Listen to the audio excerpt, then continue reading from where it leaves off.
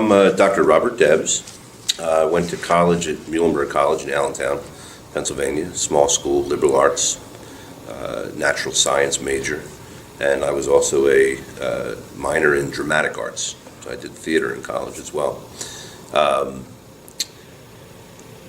didn't really know what I wanted to do when I went to college. I knew I wanted to do something that dealt with people on a daily basis, where I could interact with people and help them in their daily lives. My biggest mentor in college was actually my father's first cousin, who's an osteopathic general surgeon. His name is Gary Brown, recently passed away. He was a surgeon that influenced a lot of people in their careers and their lives. And he got me interested in osteopathic medicine, so much so that I actually decided to only apply to osteopathic medical schools, because I thought I wanted to be a family physician. I thought I wanted to take care of the whole family, and I thought that was my calling. And so he was a big influence in my life. The way he approached the human body from a general surgery perspective was actually quite refreshing. And so I went to Philadelphia College of Osteopathic Medicine. What years were you there? So I was there from 85 to 89, so I look older than I am. And in medical school, like many OBGYNs, you caught your first baby and you fell in love, but it really wasn't the catching of the baby. I was fortunate to be placed in my OB rotation with another outstanding teacher in osteopathic medicine.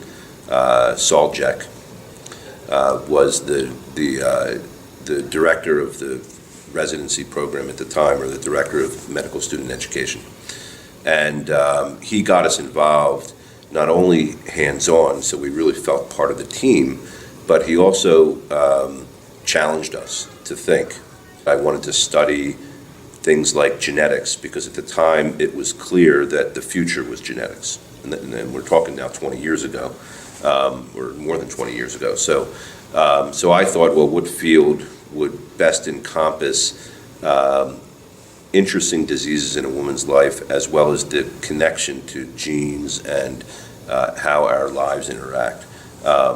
And so I thought, well, maternal fetal medicine would be a great field. And I met my next mentor in life, which is probably one of the biggest influences on my career, is Ron Labrisi, who's mentored hundreds and hundreds and probably thousands of people. So it's not new to hear that, although Ron was always very special in my life. And he pushed me to apply to the program at Pennsylvania Hospital, where I finished my fellowship. Getting interested in, I've always been interested in medical education, but thought that ACOOG really embodied all the things that my mentors had done in the past, and I knew that I had to do in the future.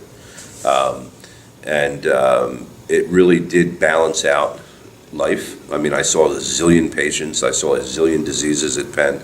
I work 80 hours a week like everybody else, but I always felt that I needed to fulfill what was important to me, and giving back to other people. So being a mentor to students and residents, and helping build educational programs for our osteopathic college and our programs was very, very important to me. I actually did off-Broadway.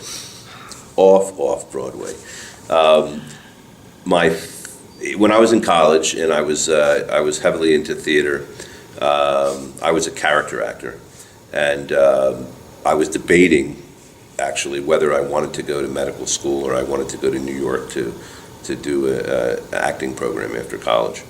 You know, I started out because education was always a passion of mine, and that started early in my internship year in residency, developing educational tools and programs for within our own residency. I started out on CMEC. I became a lecturer for many years and gave lots of talks, and realized that being a teacher is a lot more than putting up a bunch of slides and reading some data, which after 10 minutes people get a little bit unfocused, I should say. And so I thought that there were better ways to educate people. For instance, learners learn many different ways, and so I became interested in programs like the Challenger program, thinking that some people are better off as self-learners.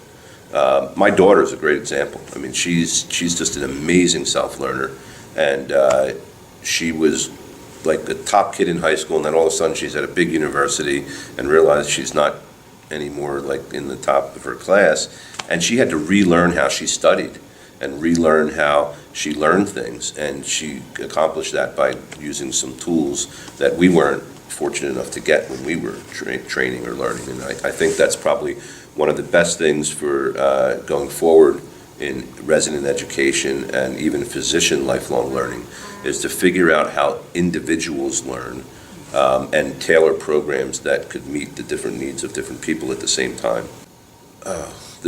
Probably my most memorable experience was twofold. One was learning attributes of leaders that I never thought about. So we did the Covey course many years ago. Steve Covey is well known throughout the world for the steps to take to be successful in life and both as a person and as a leader. But I never studied. I never learned to study how to do that. That process was very strange to me, where people figure out how best to be the person you want to be and be the leader that you want to be. I always thought that it was you either had it or you didn't. But there's really a structured way that you can go about becoming a great mentor and a good leader. And you can learn those things, and there's things that work and things that don't work, and you can spend your whole life doing things that don't work. But if you actually get into a situation with a group of people who are dedicated to learning in a very short period of time how to use the tools to make things work, so that was amazing to me. That going through the Covey course was fantastic, and then applying that to over the next 10 years to strategic planning. Rewriting our mission statement, which I was involved with during a couple of years where we huddled in a hotel room for a couple of days and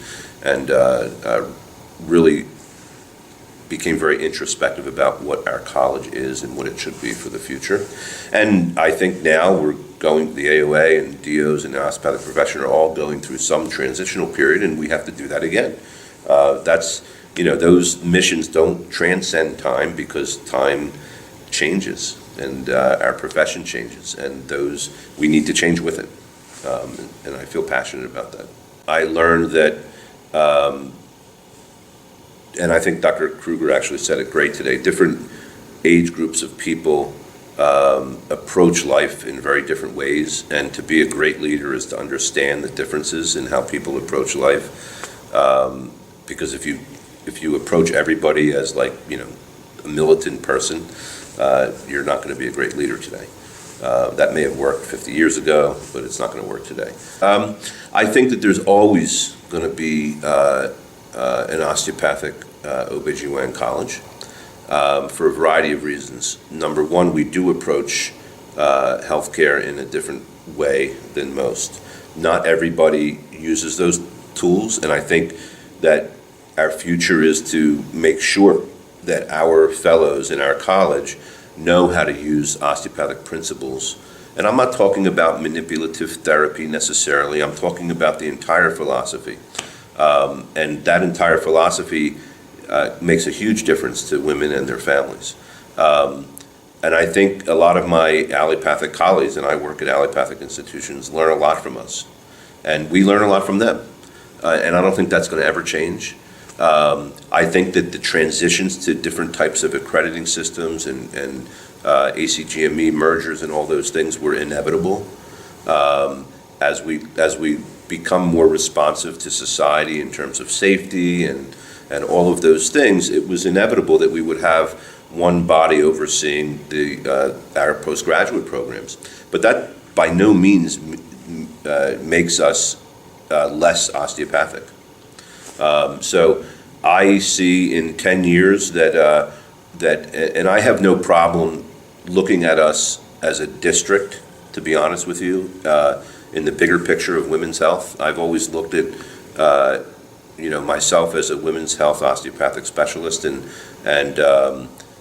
if we're a district of ACOG, for instance, which may not be that unusual to see in 25 years or even less, I don't have a problem with that.